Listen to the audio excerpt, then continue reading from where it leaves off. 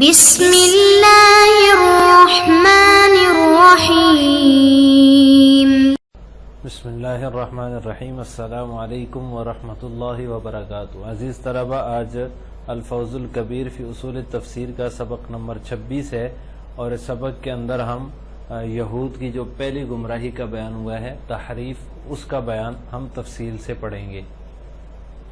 حضرت شاہ صاحب رحمہ اللہ تعالی تحریف کو بیان کرتے ہوئے فرماتے ہیں: وَقَدْ تَحَقَّقَ لَدَى الْفَقِيرِ أَنَّ تَحْرِيفُهُمُ الْلَفْظِيَّ قَدْ كَانَ فِي تَرْجُمَةِ التَّوْرَاةِ وَأَمْثَالِهَا لَا فِي أَصْلِ التَّوْرَاةِ وَهُوَ قَوْلُ ابْنِ عَبَّاسٍ رضي الله تعالى عنهما۔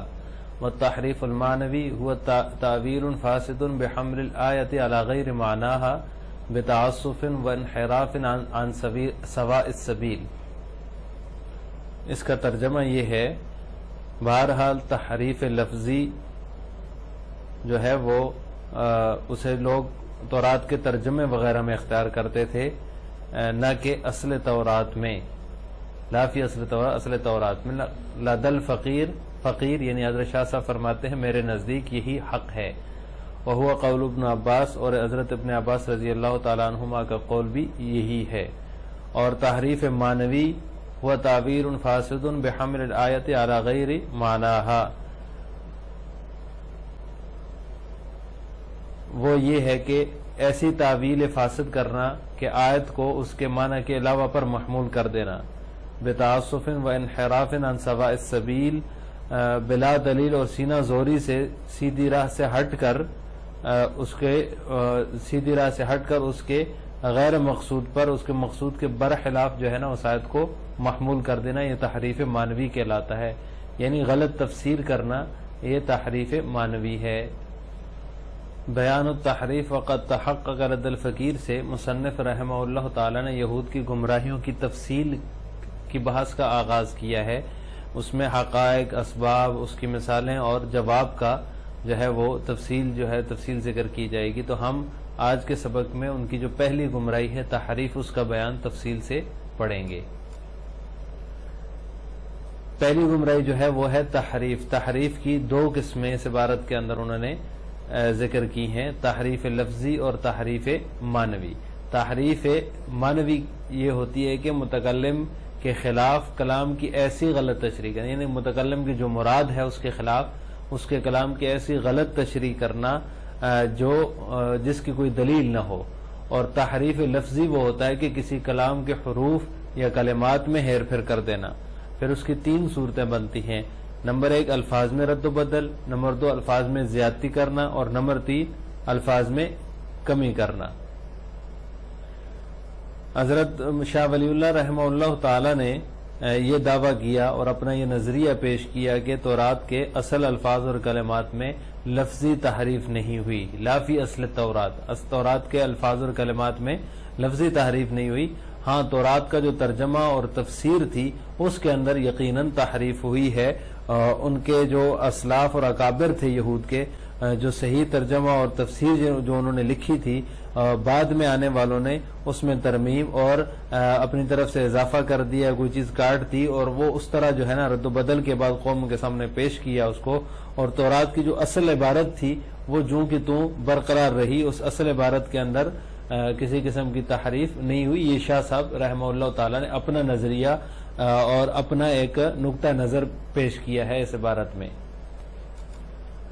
تو مصنف رحمہ اللہ تعالی نے یہ دعویٰ کیا کہ تورات میں جو ہے وہ اصل الفاظ میں جو ہے الفاظ اور کلمات میں تحریف نہیں ہوئی، لفظی تحریف نہیں ہوئی، معنوی تحریف ہوئی ہے۔ تو یہاں پر ایک چیز تو یہ ہے کہ کتب سماویہ میں تحریف لفظی کے وقوع اور عدم وقوع کے بارے میں باقی علماء کا کیا نظریہ ہے، تو اس بارے میں 3 مذاہب ہیں۔ عند الجمہور، جمہور علماء کے نزدیک جو ہے وہ تورات کے اندر لفظی تحریف ہوئی ہے، اور بہت زیادہ تحریف ہوئی ہے، جیسے کہ معنوی بہت زیادہ ہوئی ہے، اسی طرح لفظی تحریف بھی بہت زیادہ ہوئی ہے۔ یہ جمہور کا مذہب ہے۔ جبکہ ایک مذہب یہ ہے کہ تحریف لفظی قلیل مقدار میں ہوئی ہے۔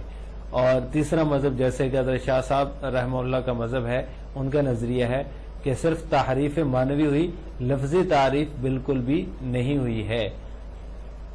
اور شاہ صاحب رحمہ اللہ تعالیٰ کے نزدیک حضرت ابن عباس رضی اللہ تعالیٰ عنہما کا بھی یہی نظریہ ہے، وہو قول ابن عباس رضی اللہ تعالیٰ عنہما، عبارت کے اندر انہوں نے اس لیے ان کا حوالہ دیا ہے۔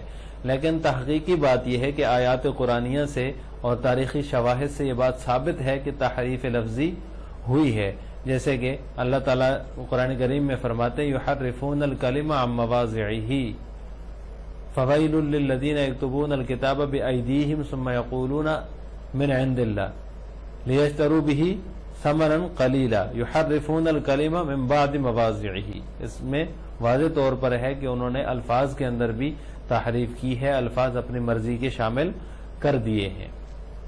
اور یہ بات بھی تاریخ سے ثابت ہے کہ تورات کے 3 نسخے ہیں جو کہ مشہور ہیں، ایک عبرانی ہے، ایک یونانی ہے اور ایک سامری ہے، اور ہر نسخے پر اعتماد اور اعتبار کرنے والے جو ہے نا وہ الگ الگ فرقوں میں بٹے ہوئے ہیں، اور ہر فرقہ دوسرے فرقے کی تورات کو محرف ہونے کا الزام لگاتا ہے اور دعویٰ کرتا ہے کہ وہ دوسرے فرقے کے پاس جو تورات ہے وہ محرف ہے، اس کے اندر تحریف کی گئی ہے۔ تو اس سے بھی پتہ چلتا ہے کہ تحریف لفظی ہوئی ہے، جیسے کہ خود ان کے اپنے فرقے جو ہیں وہ ایک دوسرے پر تحریف کا الزام لگاتے ہیں اور دوسرے فرقے کی وہ کتاب کو، تورات کو نہیں مانتے، اپنے فرقے کی جو تورات ہے ان کی وہ اسی کو صحیح سمجھتے ہیں، دوسری کے بارے میں ان کا جو نظریہ ہے، جو دعویٰ ہے وہ محرف ہونے کا ہے۔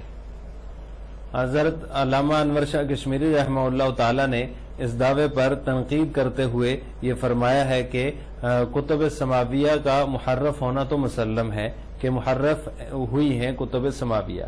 اب اگر تحریف لفظی کا انکار کر دیا جائے تو محرف ہونے کا دار و مدار تحریف معنوی پر ہوگا، اور چونکہ خود قرآن کریم کے اندر بھی تحریف معنوی ہوئی ہے، معنوی تحریفات کی گئی ہیں، اس لیے اسے بھی محرف اور غیر محفوظ تسلیم کرنا ہوگا، جبکہ اللہ تعالیٰ خود جو ہے وہ فرماتے ہیں کہ انا نحن نزلنا الذکر وانا لہ لحافظون، ہم ہی نے ذکر کو، اس قرآن کو اتارا اور ہم ہی اس کے محافظ ہیں، اور جو ہے وہ تحریفات سے محفوظ ہونے کا اعلان جو ہے وہ خود قرآن کریم میں موجود ہے۔ لا یأتیہ الباطل من بین یدیہ ولا من خلفہ تنزیل من حکیم حمید۔ اسی طرح اللہ جل شانہ کی صداقت جو ہے وہ اس سے مجروح ہو جائے گی اگر ہم تورات کے تحریف لفظی کا انکار کرتے ہیں۔ تو اس صورت میں انہوں نے، علامہ انور شاہ کشمیری رحمہ اللہ نے بھی اس نظریے پر اس طرح سے اعتراض کیا ہے اور تنقید کی ہے۔ جبکہ حضرت علامہ انور شاہ کشمیری رحمہ اللہ تعالی فرماتے ہیں کہ ابن عباس رضی اللہ تعالیٰ عنہما کا بھی قول یہی ہے، وہ بھی تحریف لفظی کے قائل نہیں تھے، انہوں نے بھی تحریف لفظی کا انکار کیا ہے۔ تو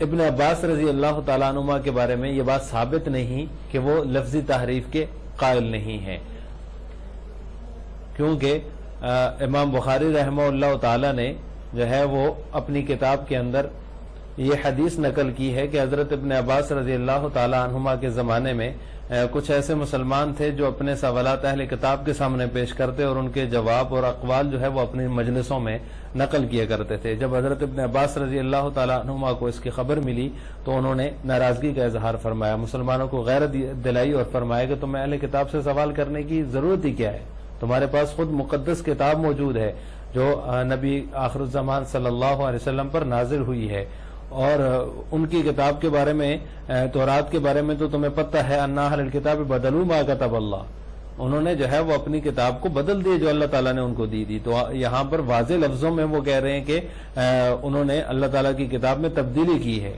اور اپنی کتاب کو، اللہ تعالیٰ کی کتاب کو اپنے ہاتھوں سے تبدیل کیا ہے۔ تو اگر وہ تحریف لفظی کے قائل نہ ہوتے تو یوں نہ فرماتے، تو انہوں نے واضح طور پر فرما دیا۔ اس سے پتہ چلتا ہے کہ وہ تحریف لفظی کے قائل تھے کہ تورات میں تحریف لفظی ہوئی ہے۔ تو لہٰذا قرآنی آیات، تاریخی شواہد اور امام بخاری رحمہ اللہ تعالیٰ کی اس تصریح سے یہ بات بالکل واضح ہو جاتی ہے کہ ابن عباس رضی اللہ تعالیٰ عنہما بھی تحریف لفظی سے انکار انہوں نے نہیں کیا بلکہ وہ اس کے قائل تھے۔ ان کا تحریف لفظی سے انکار بعید از قیاس ہے اور خلاف عقل ہے۔ تو آج کے سبق کا خلاصہ یہ ہوا کہ ہم نے یہود کی پہلی گمراہی تحریف کا ذکر اور تحریف کی 2 قسمیں اور اس کی تفصیل پڑھی ہے، اور ساتھ میں یہ بھی پڑھا ہے کہ تحریف لفظی ہوئی ہے یا تحریف معنوی، یہودیوں نے اپنی کتاب تورات کے اندر کس قسم کی تحریف کی ہے۔ تو جمہور کا مذہب یہی ہے کہ تحریف لفظی بھی ہوئی ہے اور تحریف معنوی بھی ہوئی ہے۔ آخر میں آپ حضرات سے 2 سوال ہیں۔ پہلا سوال یہ ہے کہ تحریف کی کتنی قسمیں ہیں، اس کا جواب آپ نے کمنٹ باکس میں دینا ہے، اور دوسرا سوال ہے کہ تورات میں لفظی تحریف ہوئی ہے یا نہیں، اس کا جواب بھی آپ نے مختصراً کمنٹ باکس میں بتانا ہے۔ السلام علیکم ورحمۃ اللہ وبرکاتہ۔